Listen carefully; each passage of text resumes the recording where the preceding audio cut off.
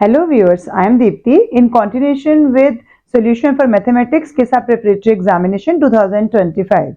Question number 4 part 1 from matrices. Here you can see this multiplication of these two matrices plus 2 into this matrix is equal to 6. This is given. We have to find the value of x as well as y. We have to find these values. Now first of all, if we want to multiply both of them, then we have to take row and then column device. So first of all, first row and second column multiplication का answer साथ में देखते जाएंगे. 5 4 is 20x and then 4 into 3 is 12. अब क्योंकि इसका order है 2 into 2 and this order is 2 into 1, आपको पता मल्टीप्लिकेशन की जो मैट्रिक्स आएगी उसका ऑर्डर होगा 2 into 1.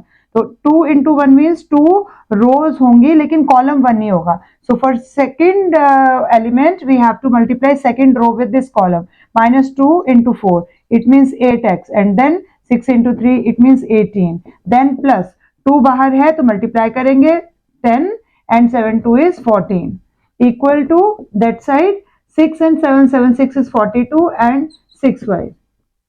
Now we have to add left hand side elements.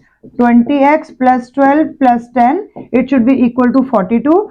This way we will get first equation and then next is minus 8x plus 18 plus 14 equal to 6y. This is second equation. Simplifying it, 20x is equal to 42 and 12 and this is 22 that side. This means 20x is this, so x is equal to 1. Similarly we have to put the value of 8x here. So 8 and 1 x की value from first equation we have to put in that, and then 18 and 14 means 12 and 32 is equal to 6y. So 6y is equal to 32 minus 8. 32 minus 8 it means 24. 24 divided by 6 is y, it means 4. So value of y is 4 and x is equal to 1. We have to find the value of x and y here. In second part, Rohit deposits certain sum of money every month in a recurring deposit account for 2 years. So n is equal to 2 year means 24 months हो गए. If the bank pays interest at 10%, it means the rate of interest is 10% per annum, and Rohit receives 66,250 as a maturity value. Maturity value given है इसमें. This is 66,250 rupees. Maturity value of the account. What sum of money did he pay every month? तो कितना उसने पे किया था? तो पहले तो मेच्योरिटी वैल्यू में से आपको पता है कि हमें और इंटरेस्ट निकालने के लिए भी P इंटू एन करना है, बट इस केस में हमारे पास P को कैलकुलेट करना है तो हमें इक्वेशंस निकालनी पड़ेंगी. लाइक आप चाहो तो डायरेक्टली निकाल सकते हैं. मेच्योरिटी वैल्यू में 1 इज P इंटू एन आ जाएगा. देन हम इंटरेस्ट का वैल्यू भरेंगे यानी कि P into N plus 1 into R आ जाएगा यहाँ पे साथ में. हम ब्रैकेट ले लेंगे तो इजी रहेगा. r upon 2 into 12 into 100. This is the formula for maturity value. आप इसको दो मेथड में दिया, दो स्टेप्स में कर सकते हैं, बट अगर हमें एक ही वैल्यू लेनी तो हम यहाँ पे भी ले सकते हैं. दिस इज 66,250 इसका मेच्योरिटी वैल्यू हो गया. p we don't know but n we know, so 24p and then here p नहीं पता लेकिन बाकी तो पता है ना. 24 and then 25 and then rate of interest, then 2 into 12 into 100 it means 12 into 2 24 and then 100 5 2 5 आ गए यहाँ पे. सो ये इतना आ जाएगा. अब एलसीएम लिया हमने. इट इज 2 यहाँ पर 24 है, it will become 48p plus here it is 5p. It is equal to 8 and 5 is 13 155 53 upon 2p. Now the value of p will be 66,250 into 2 and divided by 53. हमें ये check करना है कि ये value 53 पे कट रही है या नहीं कट रही है. 2 into 53 तो ये कट रही है. 53 पे इसका वैल्यू आ रहा है 125, तो फिर ये कितना बन जाएगा 2 से मल्टीप्लाई होके इट मीन्स 2500. तो P का आंसर आ जाएगा 2500 रुपीज, यानी कि पर मंथ 2500 पेज 2 इयर्स के लिए आपने रुपीज दिए हैं तो आपकी मेच्योरिटी वैल्यू इतनी बने, क्योंकि ओरिजिनल अमाउंट तो उसमें आपका खुद ही पे किया कितना है 2500 पर मंथ इंटू 24, इतना तो आपका ही था मेच्योरिटी वैल्यू में, बाकी तो इंटरेस्ट लगा आपके पास. Next question from locus and as well as construction. तो कंस्ट्रक्टेड ट्राइंगल एबीसी, हमें एबीसी थोड़ा सा रफ लेना है पहले. ट्राइंगल एबीसी सपोज हमने ये ले लिया, तो नेक्स्ट हमें दिया क्या है बीसी इज 6 सेंटीमीटर. तो बीसी हमें बेस है, बीसी बेस है क्योंकि angle ABC is given at this. तो हमें इसको इस तरह से बनाना है कि BC बेस आ जाए। तो BC की जो भी वैल्यू है वो हमने ले ली यहाँ पर बेस के तौर पे। BC is equal to 6 centimetre. आपने पूरा स्केल से मेजर करके करना है। नाउ एंगल ABC 60 डिग्री, तो बहुत सिंपल होता है B पर 60 का angle banana. This way and this way you can put an arc. तो आप यहाँ से जब आर्क लेंगे तो यहाँ से जब एंगल जाएगा वो 60 डिग्री का होगा। Now this angle ABC is 60 degree. तो A मीन्स और AB की वैल्यू दी हुई है 3.5। तो यहाँ से कंपास रख के यहाँ पर कट करेंगे, दिस इज 3.5 और जहां पर ये कट करेंगे दिस इज A। तो अगर if we join A and C तो this is our required triangle. But triangle तक का तो आपको 1 मार्क मिलेगा। उसके बाद क्या है, कंस्ट्रक्शन ऑफ ट्राइंगल पे 1 mark you will get. Next is construct the locus of the points inside the triangle which are equidistant from BA and BC। BA और BC दो लाइंस हैं जिनका कॉमन एंगल B है। मैंने आपको अपनी locus वाली वीडियो में बहुत क्लियरली ऐसे इंपॉर्टेंट क्वेश्चंस बताए हैं in which we have discussed that जब whenever two lines are given then the point lies on their angle bisector। तो एंगल बाइसेक्टर मीन्स हम यहाँ से बाइसेक्ट कर देंगे एंगल B को, 60 है तो 30 आ जाएगा and this way you will get 30 degree का यहाँ पर this is your angle bisector at angle B। आप उसको कोई भी पॉइंट ले सकते हैं, मान लीजिए हमने P ले लिया तो this BP is the angle bisector. Now हमारा फर्स्ट कंडीशन सेटिस्फाई हो गया कि BA और BC से इस लाइन के ऊपर जो भी पॉइंट होंगे those all points are equidistant. Now construct the locus of the points inside the triangle which are equidistant from B and C। जब भी हम दो पॉइंट्स लेते हैं B एंड C तो इट मींस हमें उनके बीच की लाइन बाइसेक्टर लेनी है। तो B और C के परपेंडिकुलर बाइसेक्टर कैसे होगी, B पे रख के ऊपर और नीचे R और C पे रख के भी ऊपर और नीचे R, और फिर जब हम उसको ज्वाइन करेंगे तो this is our perpendicular bisector. Perpendicular bisector ये आ गया हमारा C पार्ट का आंसर। 1 मार्क आपका एंगल बाइसेक्टर का है, 1 mark is for perpendicular bisector which is equidistant from points B and C। जब पॉइंट्स होंगे तो लाइन होगी, जब लाइंस थी तो पॉइंट था जो कि एंगल बाइसेक्टर था। लास्ट है mark the point P which is equidistant from all these. तो P हमने इसके लिए लेना है तो हमें वो P नहीं लेना क्योंकि एक ही बार P हो सकता है। तो मान लेते हैं this is E, this is F। तो अब हमें जहां where these two lines are joining this is your point P and this is equidistant from points as well as lines. तो ये हमारा लास्ट पॉइंट आ गया। And record the length of PB। अब P से लेकर B तक की लेंथ को आपने मेजर करना है in and its value is value of BP is approximately 3.5 centimetre. 3.5 centimetre में अगर आपका 0.1 ऊपर नीचे हुआ means 3.4 and 3.6 even then you will get full marks, otherwise your marks will be deducted. तो 1 mark for angle triangle construction, another for angle bisector, another for perpendicular bisector, and last for measurement of this P accurately. Now in question number 5, part number 1 is SGST. SGST of AC is given as 14%, and we know if SGST is this then CGST is also same, it means 14%. It means total GST is 14 plus 14, 28%. This is your first part. You have to calculate the rate of GST. It would be 28%. Your 1 mark will be with you if you have written this much only.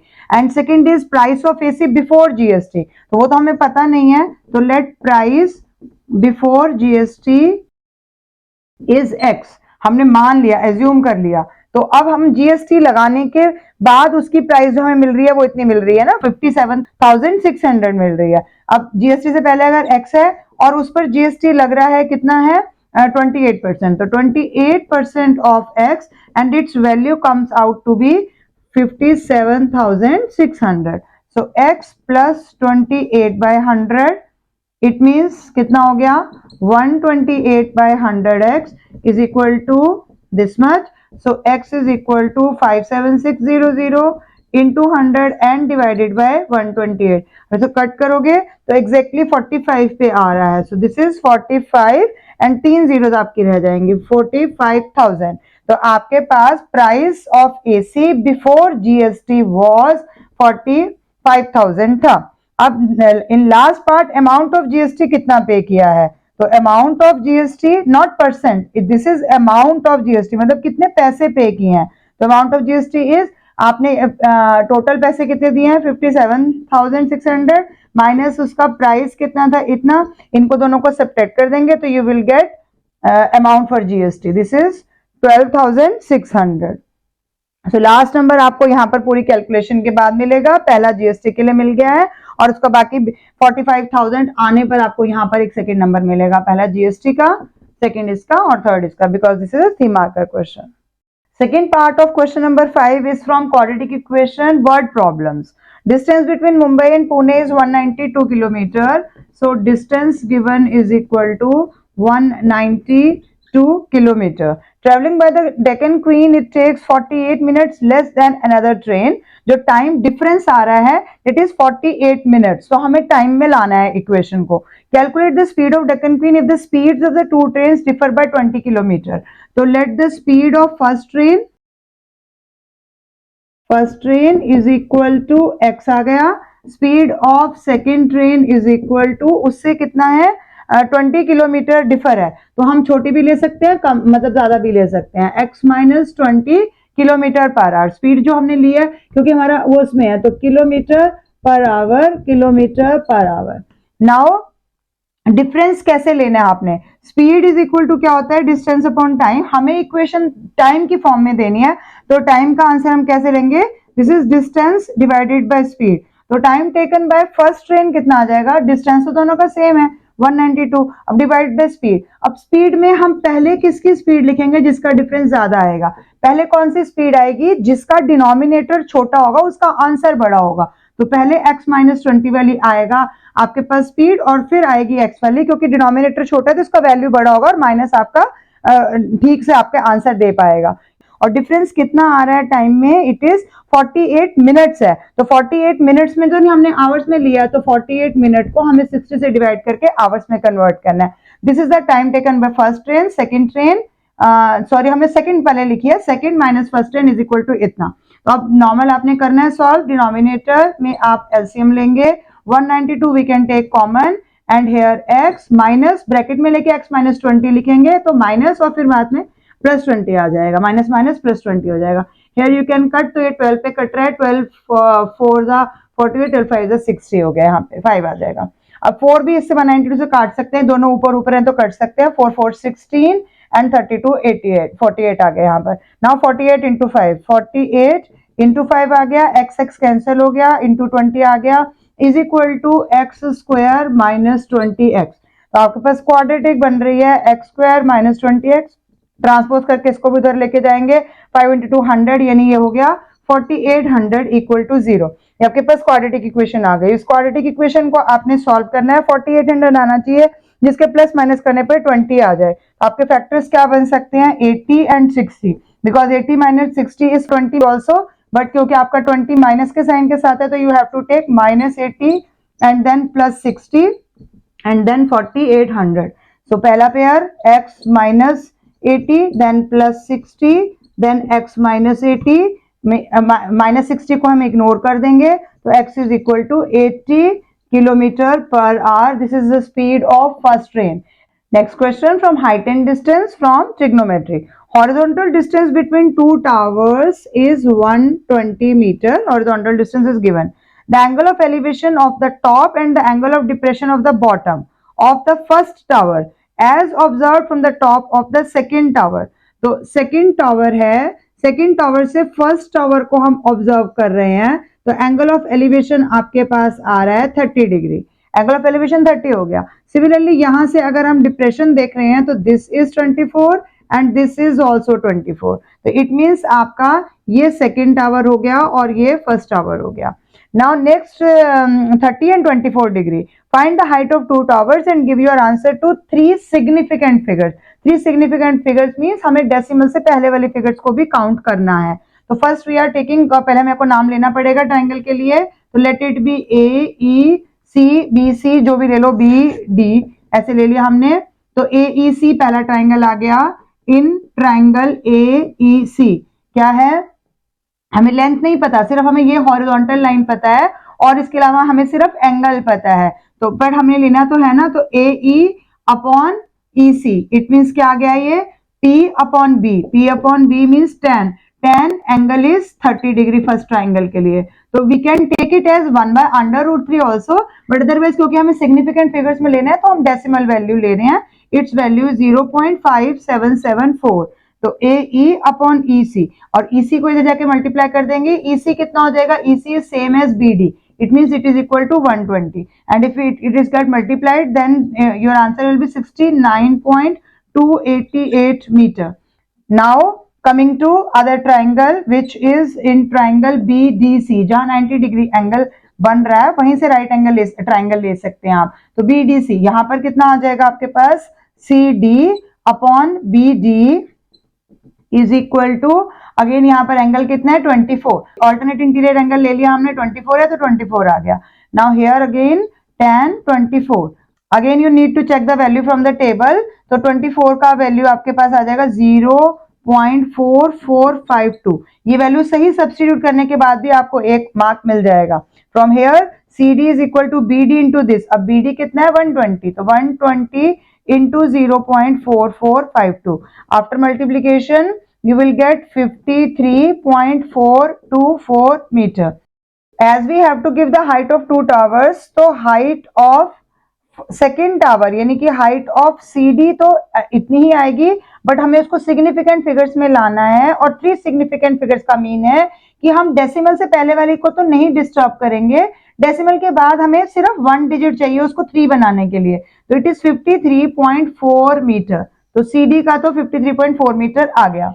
Now coming to first वाला, तो height of first tower means AB, अब AB की height कितनी है, AE plus EB, अब AE तो हमने अभी कैलकुलेट किया है, और EB की हाइट कितनी होगी, जितनी अभी हमने CD की निकाली है। Now height of AE is 69.288 and CD की पहले वाली लेनी है, अभी हम सिग्निफिकेंट फिगर बनाने के बाद वाली नहीं लेंगे, नहीं तो कैलकुलेशन में थोड़ा सा एरर आ सकता है। तो if they get plus then you will get 122.712, it means इसको अगर हम अब सिग्निफिकेंट फिगर बनाएंगे तो इट इज 122 मीटर ओनली, तो 22 नहीं 7 है, 0.7 है, तो एक और प्लस हो जाएगा, इट इज 123 मीटर। सिग्निफिकेंट मतलब डेसिमल के बाद हमने नहीं लेना, टोटल 3 ही डिजिट्स होनी चाहिए, तो 123 राउंड फिगर लेने के बाद आएगा। This is the height of AB and this is the height of CD। Next question 6 part 1 from circles, PQ is a tangent to a circle at A, BD is a diameter, it means this is a clear indication that O is the center, ADB is 30 degree, ADB, A है ये, ADB, this angle is 30 degree, and DBC is 60, DBC is this is 60, and we have to find the value of angle QAB, angle QAB। अब angle QAB means कहां पर बन रहा है हमारा, this is angle QAB, तो ये हमने डॉटेड लाइन से ज्वाइन कर लिया, and this is angle QAB। As you can see this is a tangent and this is a chord, if this angle is made by this tangent with this chord, and same angle जो यही cord alternate segment में बनाएगी वो same होगा, तो this cord making an angle of 30 degree at this point, it means alternate segment, तो कितना आ जाएगा आपके पास ये एंगल भी QAB कितना आएगा, यहां से ADB के equal, ADB which is equal to 30 degree, we will write angle in the alternate segment।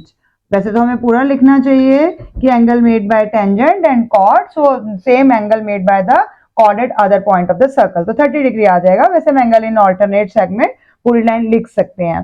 Second angle is PAD, हमें फाइंड कौन सा करना है, दिस इज PAD, अब P कहाँ है, PA and D, it means ये एंगल निकालना है, तो सिमिलरली ये एंगल भी ये टेंजेंट और ये कॉर्ड बना रही है AD कॉर्ड बना रही है, तो AD कॉर्ड सर्कल पे कहां और एंगल बना रही है, इस पॉइंट पे, it means we need this angle to find the value of PAD। तो इसके लिए हम क्या करेंगे, we can take triangle BAD।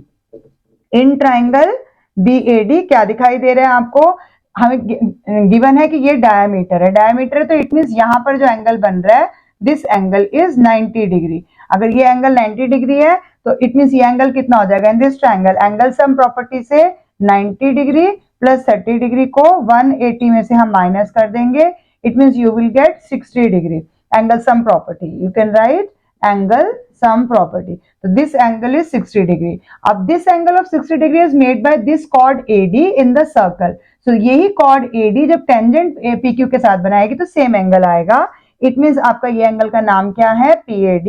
PAD is equal to 60 degree. Same you will write angle in the alternate segment. जितना आ रहा है, जितना ऊपर है उतना ही हमारे पास alternate segment में भी है. Next third part, CDB. Angle CDB कहां पर बन रहा है, दे CD एंड B नीचे बन रहा है आपके पास, यहां से ये है एंगल CDB.